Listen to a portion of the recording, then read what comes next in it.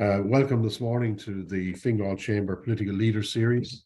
As you know, we've had a number of these over the past year or so, and we're very pleased to welcome Mary Lou McDonald, President and Leader of Sinn Fein, Pearse Doherty, Deputy Leader and Finance Spokesperson for Sinn Fein Party, Louise O'Reilly, who's a local Sinn Fein TD and also the Spokesperson for Enterprise, and Paul Donnelly, who's another Fine Gael TD for Sinn Fein.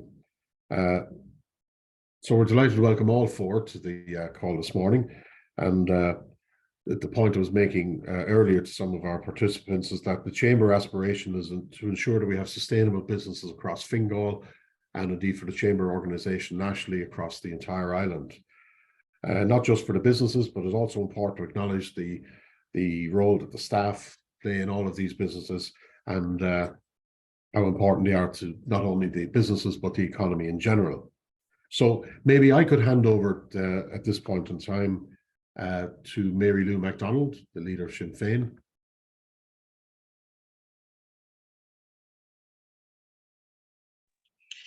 Do I hand back to Helen? I don't think we can get Helen on for a second for some technical reason. I think you can come back to me. We'll take you back on. So if you want to go ahead, Mary Lou. Okay, yeah. Thank you. So can I thank you, Anthony, and thank you, Helen. Thank you, everybody, for having us here for this exchange. This is part of a process now that is well underway for Sinn Fein. We've been talking to business in all sorts of formats and formations now over the last 12 months, the last 18 months, quite intensively. To small business, micro business, SMEs, Indigenous business, and of course to the FDI sector as well. In fact, I was in San Francisco last September, and I took that opportunity to visit some of the HQs of the big corporates that we have that has large footprints here. So for us, these are really, really important conversations, because we are conscious now as we lead the opposition for the first time in history. It's the first time that people beyond Fianna Fáil or Fine Gael have had that opportunity. It's also, by the way, the first time a woman has led the opposition. So it only took a century, but we got there eventually. We're conscious of two things, frankly. Firstly, that we need to prepare now for what we hope will be the opportunity of government next time round. That is entirely in the hands of the electorate. We're not smug about that. We're not presumptuous about that, but we know that we need to be prepared. Secondly, we are also very conscious that we need to build and deepen whole sets of relationships, not least with business through various chambers of commerce, through the chamber itself, right across the island. So thank you for this opportunity. I'm sure and believe that it'll be a very frank, I hope, and a very valuable exchange of views. What I believe is that above all other things, business needs certainty, a sense of stability, a sense of a plan, a sense of the direction of travel. And what we want to do in sharing ideas and fielding questions from yourselves is to give, I suppose, clarity and to give that sense of purpose and what a Sinn Féin plan would be like. As you know, we are an all-Ireland party. So we have colleagues elected to the Assembly, and unfortunately an executive that's not functioning yet, but we hope we'll get over that hurdle. Just to say to you, it would be our intention, as and when we get the executive up and running, to opt for the economy department. We believe it's a department that was left in abeyance in the last administration. The DUP, our colleagues, went off on almost a fetish around the protocol, the results, the outworkings of Brexit and so on. So we're very conscious that that department needs to be really revitalized and shook up. We're conscious also that one of the consequences of Brexit, and Brexit's a bad thing, but if there is a silver lining, It's that there has been a spike in north-south, south-north trade, and it's actually acted to accelerate the integration of the all-island economy, very much to the benefit of the SME, the smaller enterprise, the indigenous sector. We want to really start working on that nationally, north and south, to harness that potential. So we're interested in talking to you about all of that. We're also conscious that we mark now 25 years of the Good Friday Agreement, of peace, of stability. We have an absolute responsibility to build and consolidate that. And over the last couple of weeks, we've had President Biden, President Clinton. I suppose American presidents now are a bit like buses. One doesn't come and then they arrive en masse. But it's been a great set of moments for our whole island. And I would just say to people, don't imagine for a second that the international community only looks northwards at these moments. They look to our island as a whole. So we need to harness that international profile and potential. We're conscious that we already have a very highly skilled, educated workforce. We are now a hub for international talent. We've brilliant demographics, really excellent, second to none across Europe. We have excellent productivity rates, but we can do and achieve so much more. There's a need now for really rigorous workforce planning. We need to look to everything from apprenticeships to all of the skill sets, how our universities and third level institutions work and operate, their capacity, their resourcing.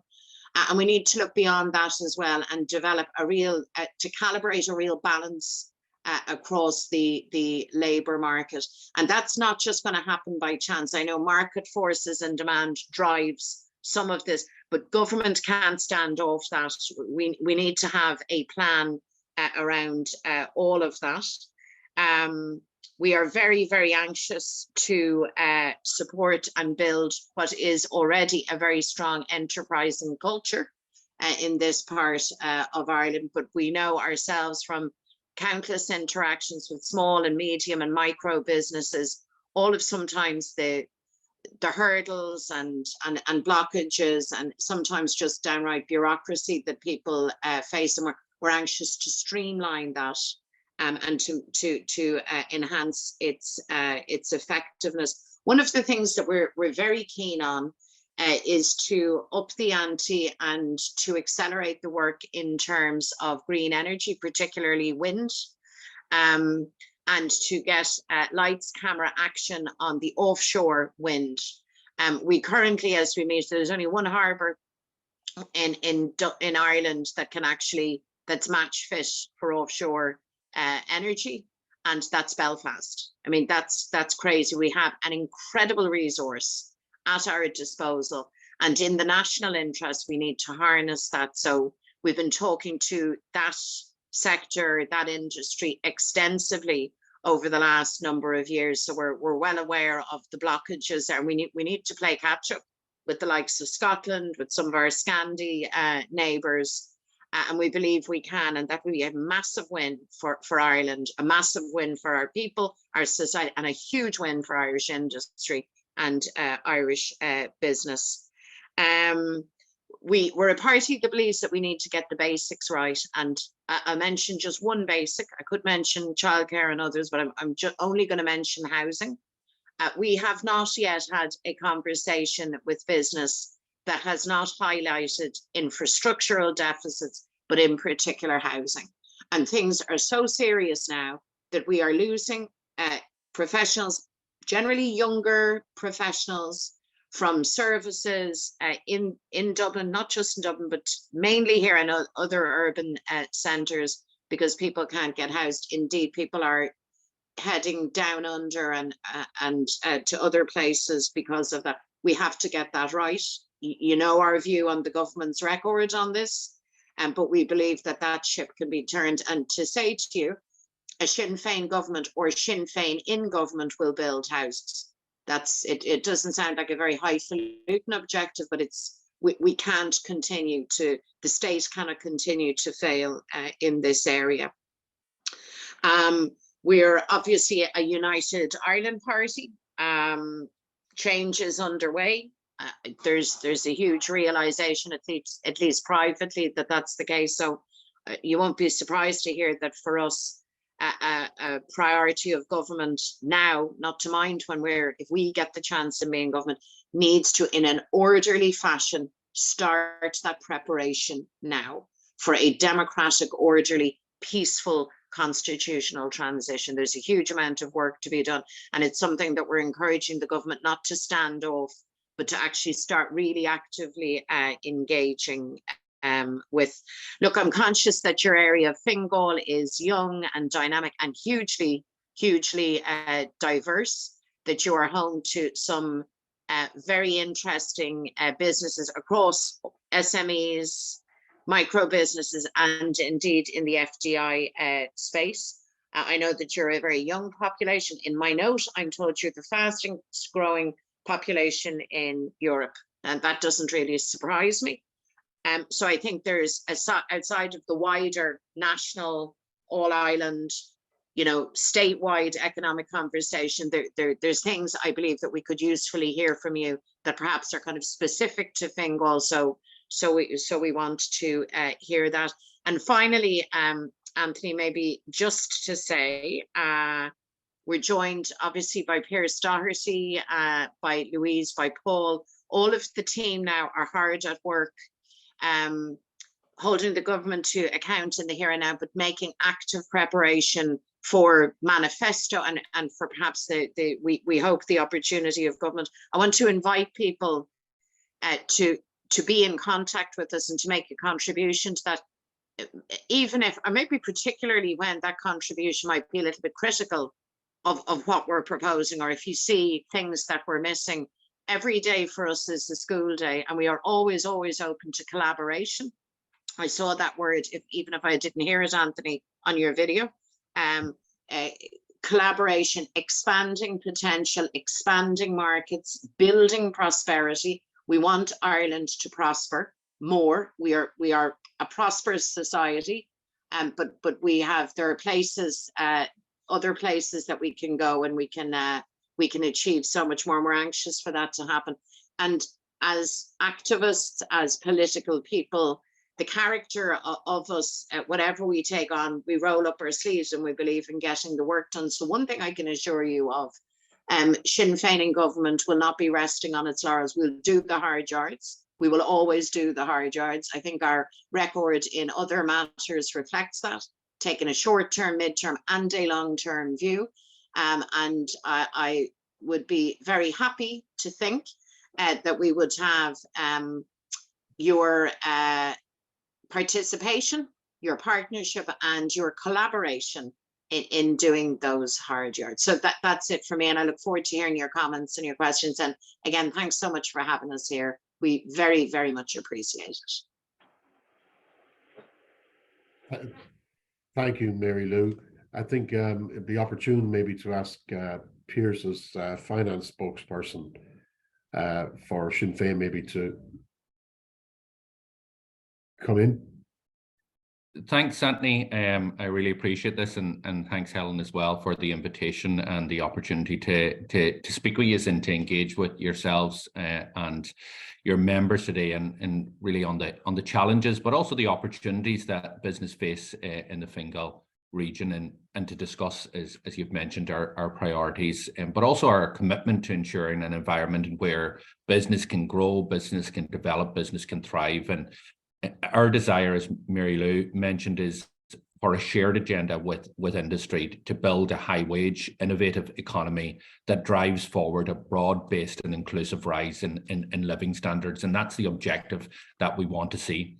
As you know, the recent economic headwinds and long-standing challenges that we have in the state pose significant problems for businesses across the state, including in Fine Gael. And your own business sentiment survey for this year, undertaken by the Fine Gael Chamber, attests to this, pointing to the key challenges for businesses in Fine Gael. And those key challenges can be seen in many, many areas right across the state. As Mary Lou has said, we're hearing a lot of the same sentiment as we engage with business, whether it's FDI or local chambers of commerce. on the ground. The results of the survey are crucial, and I want to welcome the fact that you carry these out on a regular basis, because they're crucial for stakeholders, they're crucial for policymakers, they're crucial for us in Sinn Féin in understanding exactly what is happening on the ground, where the sentiment is with business, and highlighting the priorities and the challenges for employers and what our economy faces. And these challenges, as we can see from the survey, but we can see from our own interaction with business, include staff retention, issues in terms of recruitment, issues in terms of skills availability, obviously the recent issues in terms of high energy costs, the housing crisis now, which is more from a social crisis into a real problem that is undermining our economic competitiveness and our prospects. And we can see from your own survey, Anthony, that 40% of those that responded said the cost of doing business was the biggest challenge facing them in the next 6 months. And we know that the energy cost has put immense pressure on households and businesses, and this has been more acute because of our dependence on imported energy, which accounts for up to 70% and indeed more than 70% of all energy in 2021. And that poses a massive challenge for businesses in two ways. Most immediately, it poses a challenge through your own input costs, and secondly, through wage pressures, given the higher energy costs that consumer faces, your workers face. And as you know, the temporary business energy support scheme was launched in November, and we in Sinn Féin immediately started to raise concerns in relation to the criteria that underpinned that scheme, because it locked out whole swathes of business out of support, and that became evident very, very quickly. It's also made very clear in your own survey, where it shows that 57% of businesses responding said that they hadn't availed of the scheme, and it shows that the survey that 30% of businesses saw their energy costs rise by over 25% and up to 50%. But despite this, they didn't qualify for the scheme. So we've argued, for many months, and indeed Louise O'Reilly took the lead on this for us in relation to that. We needed changes to the scheme, and we welcome and we support the recent changes, which has reduced the threshold to 30%, and hopefully that will unlock now the potential for businesses in the Fine Gael region to actually avail of it. Nevertheless, with a scheme like this here that's sometimes complicated, we need to ensure that we monitor its performance closely, and we need to be agile in terms of responding to any other tweaks that are needed. The second challenge rising energy costs has posed to businesses through wage pressures, and it's centred on the significant and harmful impact on inflation itself and the impact that it has on workers, on families and on households. And I've said this many a time, the state can't be expected to insulate consumers fully from the impact of rising prices or real-time fall in wages. But there is no doubt that the state has a responsibility, and have pointed out to government that across the EU, in these unique circumstances, member states, including Germany, Austria, the Netherlands, and many other member states, have acted to reduce and to cap energy prices for households with appropriate safeguards in place to protect household income. And what this has done in those member states is that this has tamed inflation. It has supported disposable income, and it has benefited businesses as a consequence. And I believe that the refusal of our own government to follow this example, in my view, is a missed opportunity, because ensuring that energy costs now fall has to be all of our priority. And we're seeing obviously the fall in terms of wholesale prices, but that isn't being reflected to either to businesses or to households at this point in time. Look, there are many other issues and costs that business face that need to be addressed in the near term. Insurance costs are one of those, and an issue that I've campaigned on myself. But despite numerous reforms that have happened in the Dáil, including the introduction of the Personal Injuries Guideline, my own Consumer Insurance Contracts Act, which was signed into law in 2019, public employer liability costs remain unacceptably high. It is just not acceptable, the prices that are being paid, and the fact that indeed for many businesses they're seeing insurance costs continue to rise. So the reform of the duty of care, we've been calling for that for many, many years, together with ensuring that the reduced claim costs that have now arisen as a result of the personal injury guidelines, making sure that those reduced claim costs are passed on to businesses are key. For our part, what we've done is we've drafted legislation which is mirrored on what happens in Britain, where many of the same insurance operators operate. And that legislation will ensure that insurance demonstrate if and to the extent of which they have passed on these savings to customers and businesses through lower insurance premiums. And that legislation now is before committee stages, that third stage in the process, and we'll be pushing that ahead to the benefit of businesses and of households. As you know, businesses face further challenges in accessing credit, and this is made worse as a result of the reduced competition in the banking sector and rising interest rates that we've seen over the last 6 months in particular. And we're committed in Sinn Féin to working with the Strategic Banking Corporation to identify SME credit market gaps and developing risk-sharing schemes to address them. Furthermore, we need to make sure that all SME credit should be supervised by the central bank to ensure that they benefit from the protections of the regulator.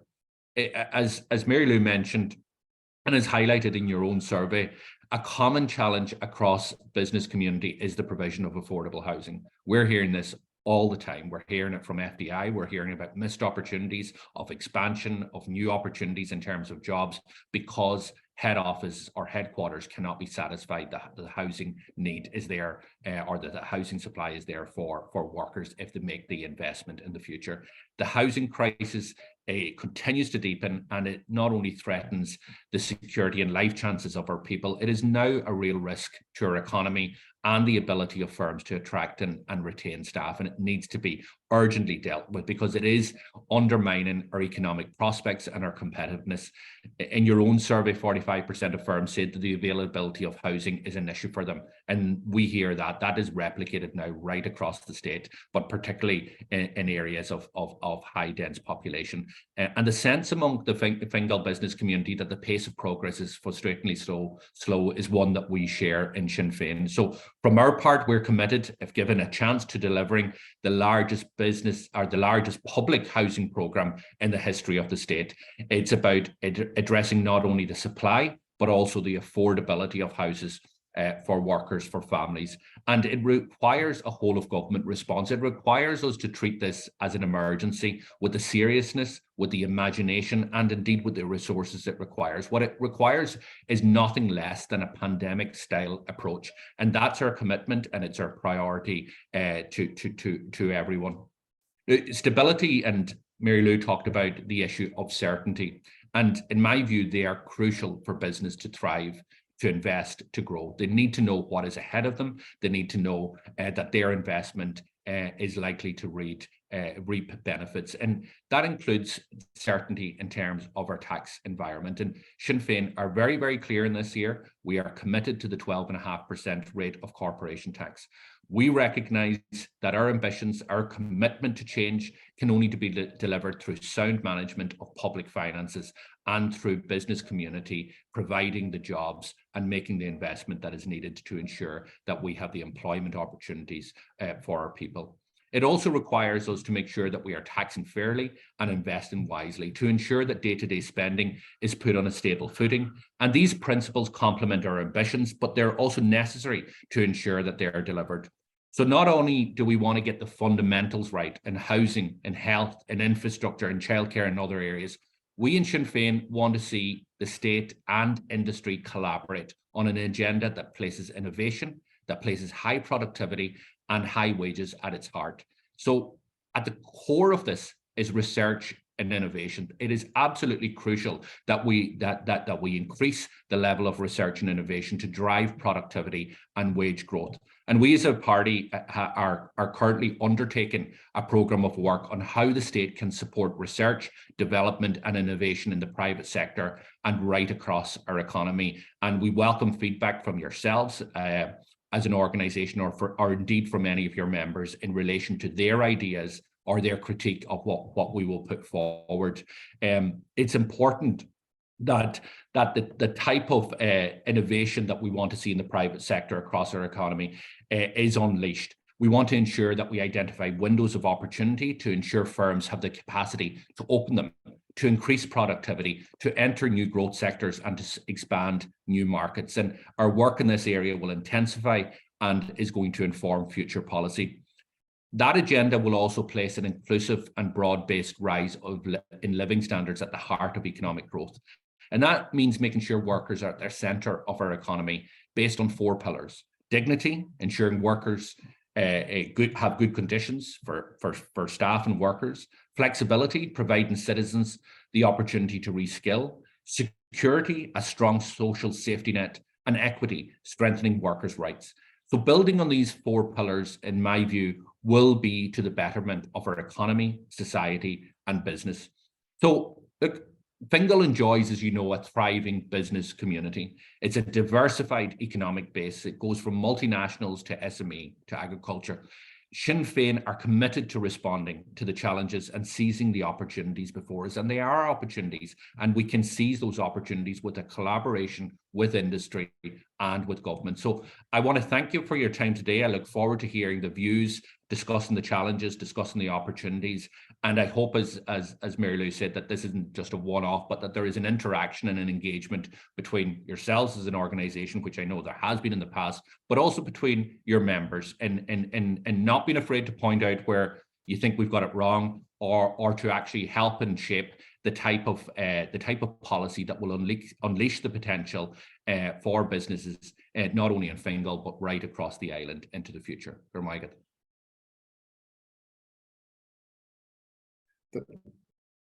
Thank you very much, Pearse and Mary Lou. We have a couple of questions here in the chat box, if I may, and there's actually one of them. Actually, I'll ask this one to you, Pearse, if it's okay. There's a question here in relation to the budget surplus this year, and there's been great fanfare of trumpets about it, and it's great news that we have a budget surplus. But if Sinn Féin were in government, what would you do in this position? And where would you allocate the additional funding that's available? Yeah, well, look, we see from the stability programme update that there is going to be large budget surpluses over the next number of years, over the 3-year horizon that they have forecasted out to, and that's to be welcome. Which is further welcome is that we are going to see large budget surpluses in the regions of multi-billions, even when we actually discount the windfall corporation tax receipts that we're receiving. So that puts us in a very good position to make sure that the necessary investment is made to deal with some of the issues that are actually dragging down in our competitiveness.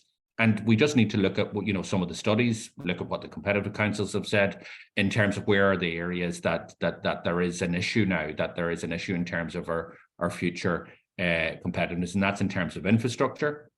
It's in terms of housing, which we've discussed. It's also areas such as childcare. So Sinn Féin last year, in last year's budget, supported some of the surpluses going into the so-called rainy day fund. So we have an issue with the rainy day fund, and the issue with the rainy day fund is how it's structured, and that's been raised now by a number of other academics and so on and so forth. And it's the really strict criteria that applies to actually release that money. It's only available in 3 different criteria. But we do support the principle, obviously, of setting aside money for future events. And given the surpluses that we will be seeing over the next number of years, that will have to happen. So we'll have to look at another fund where money can go into. Obviously, the rainy day fund, the way it's structured, is capped at €8 billion, and there's already 6 in it. So we need to deal with that. But that doesn't take away from the fact that we have continually argued that there needs to be further investment. Not necessarily in day-to-day spending, because some of that some of that's been provided for in terms of the benchmark of 4.5% increase in day-to-day spending, and we've outlined how further day-to-day spending can be sustainably financed. But where we are really lagging is in relation to capital investment. So Sinn Féin make absolutely no apologies about it. Sinn Féin and government will make housing our #1 priority. We will increase the level of support that is available to build social, affordable and cost rental houses. We are going to ensure that we unleash the potential for builders to build the houses, to remove the red tape that is there, and that means increasing the capital investment that is required in relation to housing. So in terms of the surpluses, it basically takes away the excuse that we can't afford to do it. It is now about political will. It is now about the red tape and the other obstructions that are there that need to be removed, and that's our position. Others will argue, and just let me say this, Anthony, others will argue, and I heard the Minister for Finance say that Sinn Féin will do the same as the current Minister for Finance's party. Sinn Féin will do the same as Fianna Fáil did during the Celtic boom, and will raid the coffers and all the rest. It's just scaremongering, and it's nonsense. Every single year we put forward a costed alternative budget which shows how we will balance the books. It is absolutely crucial that not only we balance the books, but in the context of where we are thriving ahead with especially corporation tax receipts that are not sustainable in the long term, that they are either put to one side or invested importantly that will reap benefits to the economy in the future. So we do need to deal with the fact that we have a lost decade, where over a decade after the economic collapse, that we didn't invest in our capital infrastructure, and therefore we have allowed that to be eroded.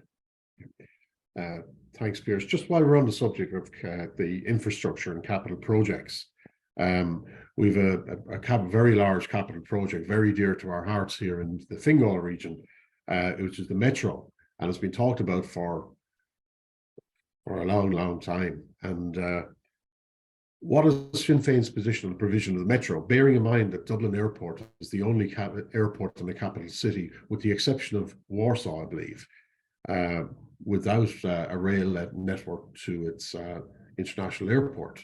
Now, the numbers in Warsaw are somewhat different in that they would operate at about 30% of the numbers that Dublin Airport would.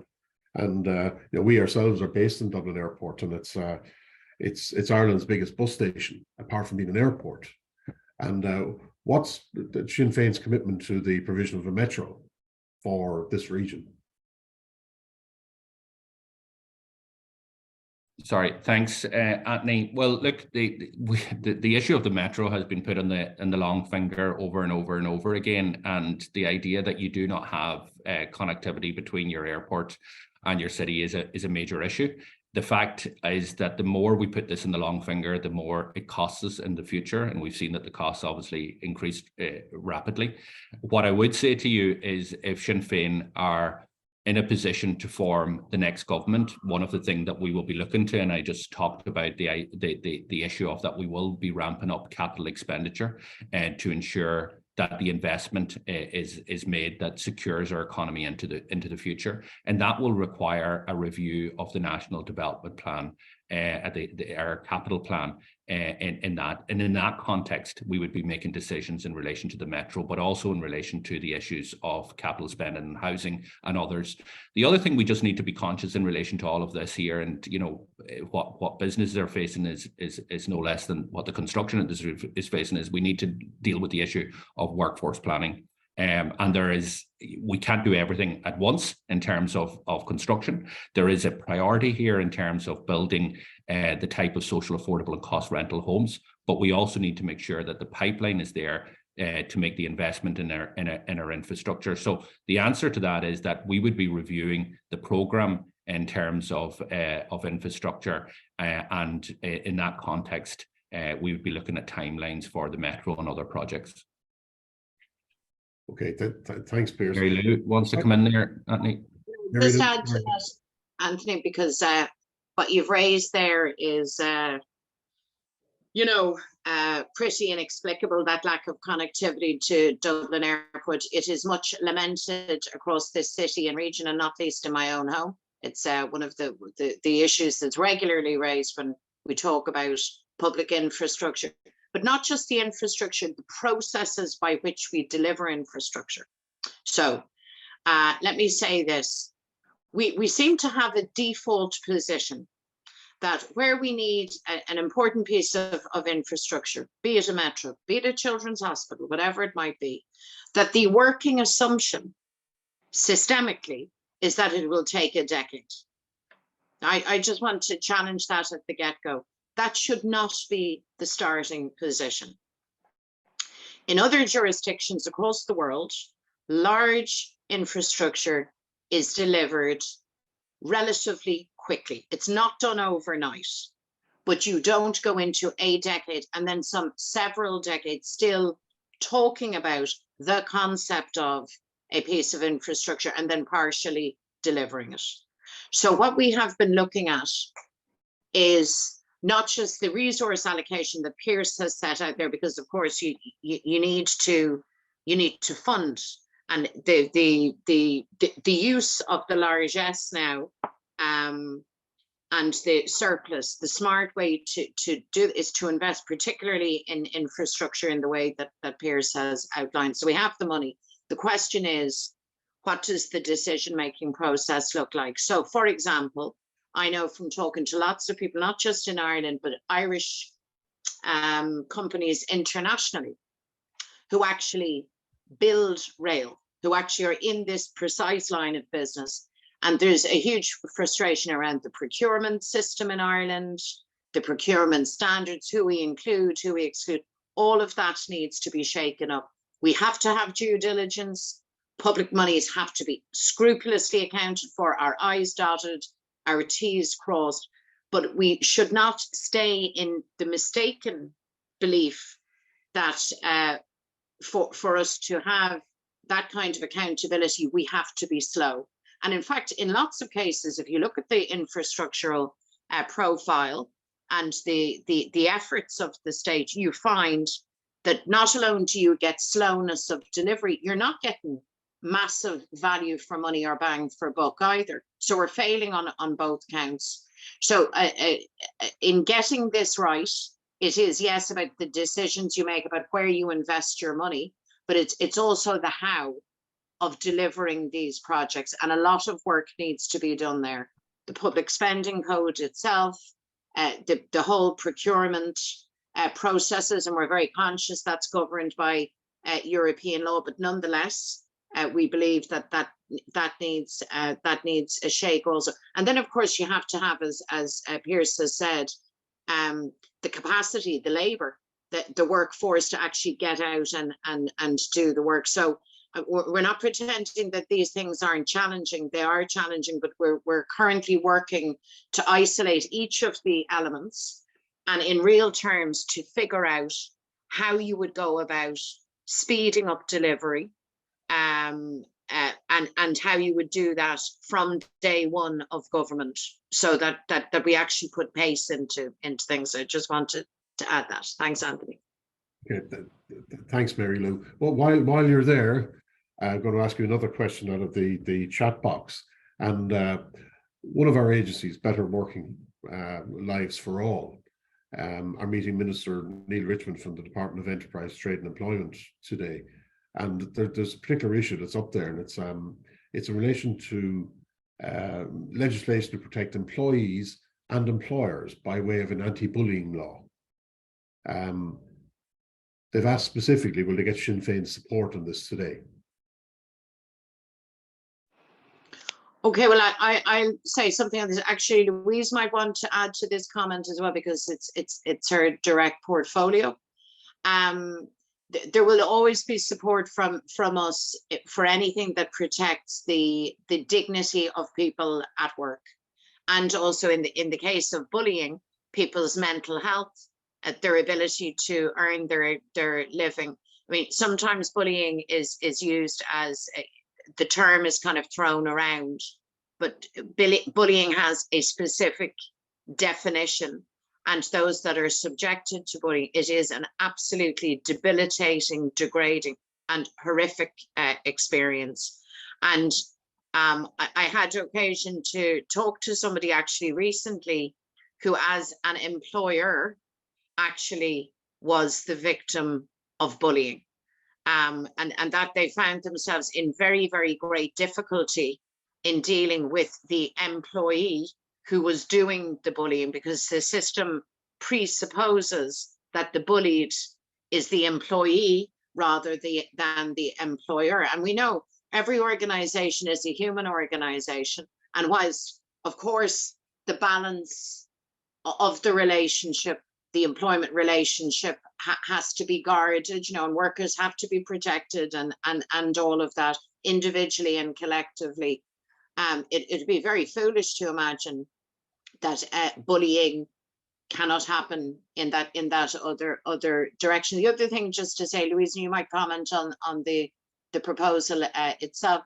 The other thing to say is there's work to be done, I think, more generally across Irish society and in all our organisations, by the way, including political organisations, cultural issues around how people treat each other and what respect and dignity at work or in activism means. And to be honest, it's something, and maybe this is an experience of your own members, you have to keep working on that, because we're human organisations with all of the good, the bad, and sometimes the ugly that can bring. So strong procedures, adherence to strong procedures is certainly one of the key ingredients to resolving that. Louise, do you want to say something about today's meeting and that proposal? Yeah, so absolutely. Just to say that obviously I'm some familiarity with how the legislation works at the moment, and the Health, Safety and Welfare at Work Act is where that kind of the bullying element is situated. It hasn't been massively effective. I think there's a couple of things that need to be done. Education is really, really important, and I think this needs to start. It needs to start in school. So you don't, you prepare people for having to deal with other people right the way through from when they start those interactions. So I mean, we will support anything that protects people at work, whether they own the work, whether they manage the work or do the work. However that is structured, and I know that Jennifer's here on the call, and I'm very much looking forward to having that discussion with her. We've met a few times, we haven't had a chance to have a proper in-depth conversation about it. There's nothing more certain than that what is in place at the moment does need to be strengthened, whether that be via a code of conduct, via bespoke legislation, or an enhancement of the Health, Safety and Welfare at Work Act. I have an open mind on that, to be honest, but I think we know that, and I know from my former work that there is a serious issue. It is a cultural issue, but the only way you're going to address that is with education, and that has to start from a young age. It has to start before you're in work. You don't need to be finding out how to treat people when you're picking it up as you're going along. You need to build that in, and I think there does need to be serious consequences for those who do it, but also serious protections for both parties, for the employer and the worker. And only by doing that and by having that conversation. So one of the things, and it's important work that Jennifer does, is that to draw people out to have those conversations, because when people start talking about it, that's when we can properly address it. But as I say, I have an open mind whether it's a additional legislation being strengthened, new legislation, or an enhanced code of conduct. But the other thing, and you'll see this in our alternative budget, is the WRC needs to be resourced, because if you can't get a case, if it has to go to a third party, if you can't get a case before the WRC for 2 or 3 years, that doesn't suit anybody. It doesn't suit the employer, it doesn't suit the worker, and it doesn't mean that it means that things don't get addressed in a timely manner, which is really it's damaging for everyone, because these things drag on. So if you see in our alternative budget, we have upped the funding to the WRC to specifically provide for the frontline personnel that actually do the hearings and do the investigations. Okay, Louise, while you're on there, we might just switch tack a bit into sort of probably still within your brief, probably operates within the finance brief as well, but seeing this is directly related to enterprise and businesses, as you're aware, there's probably north of 20% of the people, the working population in Fine Gael, employed in the hospitality and tourism sector, and the 9% VAT rate is now extended to the end towards the latter end of the year. And what was Sinn Féin's view, given that these guys have got the perfect storm in the hospitality sector? They've got labour rates have gone through the roof, their energy costs, which they need a lot of, have gone through the roof, and then they got a bit of a break on their VAT rate. It would have been the intention of a Sinn Féin government to maintain a 9% VAT rate or less, or for an extended period of time, or maybe never ending. Nobody can guarantee. So what I'd say to that is two things. One, Pearse will address the specifics on that because it's a competence of finance. But two, there's a lot to be done. It's not just about the VAT rate. There's a lot to be done in relation to the costs. Energy is one that keeps coming up with me. The high cost of energy and insurance, and those issues have been addressed already by Pearse.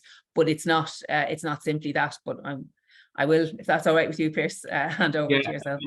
No problem. No, thanks, Louise. And Yeah, like I agree, Louise. There's other issues outside of tax, and we talked about obviously the biggest pressure at the moment for many businesses is the energy cost, and while the tweaks that are happening in terms of this scheme are definitely beneficial. Like we argued at the very start, before the government even talked about subsidising business scheme, we were arguing that we need to replicate, I think it was the scheme in something around the scheme in Luxembourg. We thought we'd do a different version of it, but where companies had low profitability, they would actually get higher supports. So you are seeing some of that in relation to you are seeing some of that in relation to the hospitality sector. There are other parts of the hospitality sector that are doing very well, and some of the hotel sector, for example, are operating on larger margins and have got capacity now issues that probably they haven't seen in a number of years. But the question directly in terms of your small restaurants and all that, and so the 9% VAT rate. So we support the extension of the 9% VAT rate to August. And then that it goes back up to 13.5%. And it's important, like in the conversations that we have with business, that we're completely honest in relation to what our views are and what is the expectation, and as we talked about, the certainty. Now, that being said, there is a genuine discussion that needs to happen. I'm not convinced of it at the moment, Anthony, but there is, I called for this to happen, where we have the 9% VAT rate was introduced at a time before COVID, when businesses and trying to struggle and get people back up and running and so on and so forth. Then we have the energy crisis and the cost of living crisis, and it's been extended and all the rest. So it was introduced as a kind of spur to get the business type of activity back up and running and provide a support at that time. So that was, and it met its objectives. And we're probably moving out of that, hopefully, as energy costs start to reduce later on in the year. But there is then a wider discussion, and this is the conversation I've been having publicly with the Minister for Finance, is the 9% VAT rate the appropriate VAT rate for hospitality anyway? Not as an incentive to spur on industry, but actually, is it the appropriate VAT rate? As I said, I'm not fully convinced of that, but I am open always to listening to the arguments that are being put forward. There is no doubt, if you look at the international comparatives, we are an outlier in terms of the rest of Europe, in terms of the VAT rate we place on hospitality. We're the second highest, with Britain being the highest. So there is a genuine discussion that I've called for that should be actually looked at in the advance of the next budget in terms of what is the appropriate VAT rate for the tourism sector. And as I said, I'm not suggesting to you that means that I'm convinced of the 9% rate, but I'm actually open to that discussion.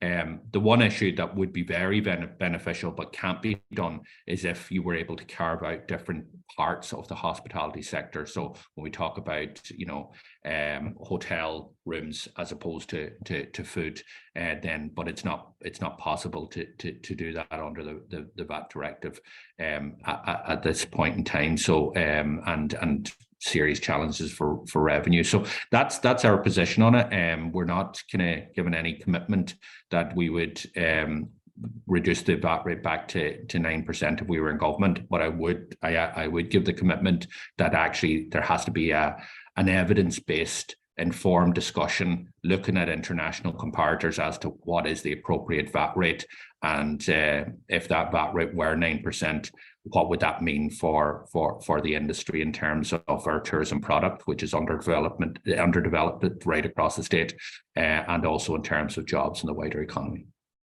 Okay, thanks, Pearse. Could I ask this just more generally to the Sinn Féin representatives here this morning, and I bring it back to the business sentiment survey, and also probably the most topical issue that's on everybody's mind, has energized everybody for the last couple of years, and that's the housing issue. Now, we see it here, apart from social, affordable, and there's suitable housing. Now, we have companies here that are, there's foreign direct investment, there's large organizations paying people a lot of money, and they can't get houses for their staff to come in from overseas and work in their European, Middle East, and Asian headquarters, which are based around this region, because there isn't suitable housing available. They've got money to pay for a relatively expensive house, but they can't seem to access it. And that comes down to supply or lack of. There's affordable homes, which are really important in the state, as are social homes.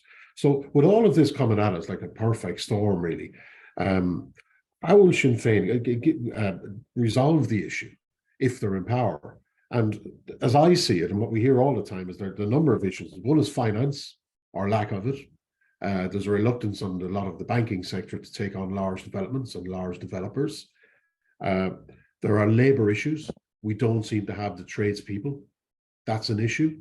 And I was very interesting earlier to where we ourselves as an organisation cooperate and collaborate with organisations outside of the state in different countries. And some countries have what's called stackable credentials, where they can get someone to do a roofing in their region. So they don't have to spend 4 years being a carpenter. They spend a year just doing roofing.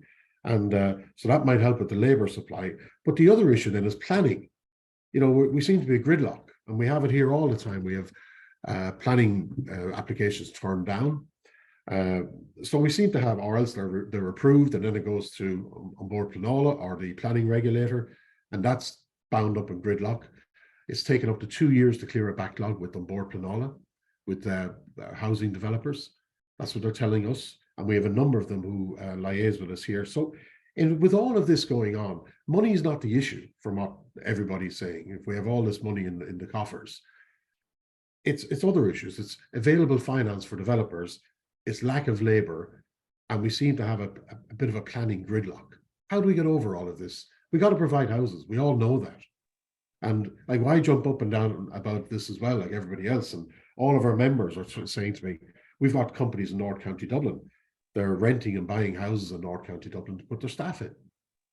That's the reality of life.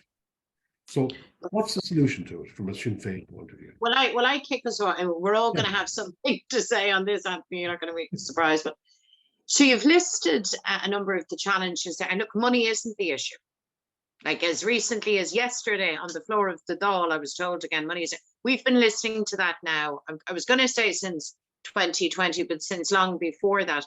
But just remember this: we all remember the trauma of the crash, the Troika, IMF, brink of bankruptcy, all of that, and everything kind of stopped. So we won't rehearse all of that again. But just remember, as things recovered, there was no concerted effort by the state or its agencies to start ramping things back up again in any significant way. As a matter of fact, they stood off the issue. I think it was only in the last election when the chickens came home to roost that actually they said, well, actually, we better maybe get serious about this. And we were given a guarantee that they got it, that this was the primary issue, et cetera, et cetera. Now we have ringside seats to all of this action. I just wish to tell you, housing is not a priority issue for the government. Now, some people might be shocked to hear that because of the level of airplay and this plan, that plan, billions, you know, the big numbers, the mesmerizing numbers of glossy brochures and plans and schemes. It is not a priority for government. When you face an emergency and you deploy the full force of the state, its agencies and resources to address that crisis or emergency, this isn't what it looks like. It just isn't. So if you talk to Anthony, for example, the approved housing bodies, and God knows we've been having this conversation with them now for years, their utter frustration at the fact that they are really good at what they do, like really good, and that they can do this at scale. And when you say, well, okay, that's great, what's stopping you? What's stopping them is inertia. So we are not getting to grips with this, folks, until we actually recognize that and we shake that up. So approved housing bodies can do more. People are working now in the whole area of like new technologies, new construction technology can do more. We have the mad situation of one organization who actually works in this space and who provides a quality product and who again is looking to scale up. And they have managed to get themselves, God help them, in a knot of craziness dealing with the department and with councils and needing funding to actually scale up, but not being given that until they have contracts to the effect that they could scale up to, but they can't get the contracts until they have the capacity. It's insane. So what the first thing that we need to do is actually point everything in the one direction. And it's not good enough to be coming out saying housing's the priority, it's my priority, it's the Taoiseach. No, it's not. And all of the evidence reflects that it's not. Now, I'm saying that not necessarily, I'm aware that there'll be people on this call, no doubt, with all sorts of party political perspectives. I'm not saying that to take a cheap jab at anyone. I'm giving it that view because that is my honest, and as you can probably hear, very, very frustrated view at this point. We would be far happier if we were in opposition that was seeing a government marking progress on this, but we're not.